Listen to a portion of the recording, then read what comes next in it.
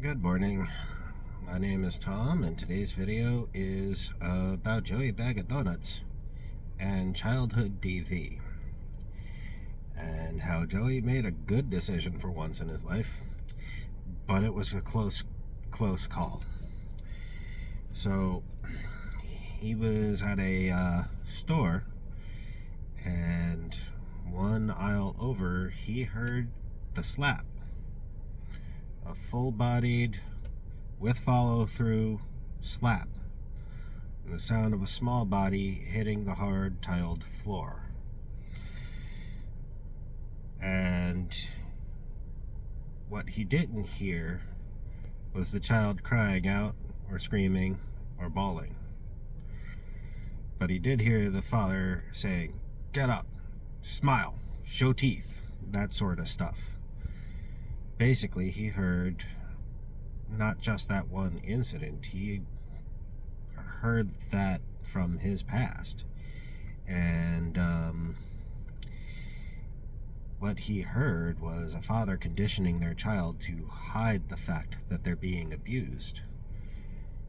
That the kid wasn't crying meant that this happened repeatedly and enough that the kid was used to it. And he saw red. Now, he doesn't carry a pew-pew, thankfully, but he does generally carry like a roll of quarters or a switchblade, things of that nature. And I think at the time it was a roll of quarters, and he reached for it and he didn't have his weapon. By the way, I don't recommend punching somebody with a roll of quarters. You break your fingers that way.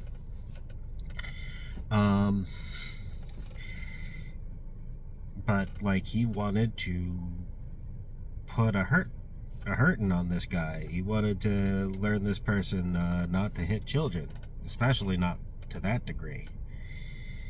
And he would have gone to prison if he had. And he just realized that he would have made things worse because the father's not actively hitting the kid anymore.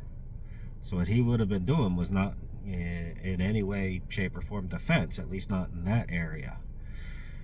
And it would have been assault with a weapon. The child would instinctively try to protect her father, would never admit that she was being abused, because he, despite the rage, he knows how this cycle of violence works. And so he asked somebody in the store to watch that family, and he left and wasn't sure what to do, but figured he should at least call the cops. And yeah, they got the guy. What they did after that, I don't know. Probably went to family court. Now, he relayed this event to a group of people. I was in that group. And, when he describes the hit, everybody in the room's like, yeah, that's messed up. That's not at all right. This is, even if you're the sort of person who believes corporal punishment's acceptable with children, this is beyond what is acceptable. And, this is where everybody can agree this is domestic violence. But when he says he went for his roll of quarters, suddenly everybody's like, whoa. It's one of those things like, well, you agree that it's wrong, this man's hurting the child. Hitting somebody for hitting the child like that, to stop it, that's not okay. Interesting. And, within reason, I can agree to that. At least it's wrong to give somebody a traumatic brain injury. That's a bit overkill. And, when he said he called the cops, people were like, you called the police? That's interesting. You agreed that it's wrong to hit the kid. He's still messed up about it. He says, well, I just hope they're okay. And, another person's like, you hope the father's okay? And Joey says, no, I hope he spent the night in an effing cell. I hope the kid's all right.